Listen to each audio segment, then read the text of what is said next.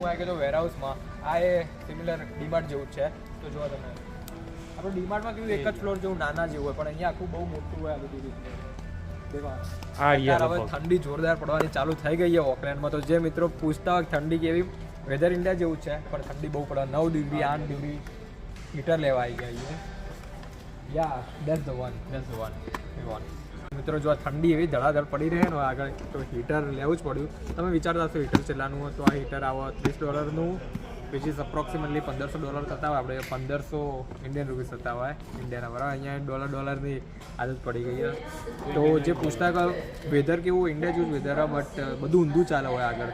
Like તો કેવું હોય અહીંયા આગળ, હવે શિયાળો ચાલુ થયો, પછી ચોમાસું, પછી ઉનાળો. આપણે તો પહેલાં શિયાળો હોય, પછી ઉનાળો હોય, પછી ચોમાસું. આ બધું ઊંધું હેડ. તો હવે ફૂલ શિયાળો ઉનાળો ચાલી રહ્યો, રાતે 8-5 ડિગ્રી જતું રહે, બહુ ઠંડી વાત. એટલે હીટર તો જરૂરી જ છે હોય આગળ.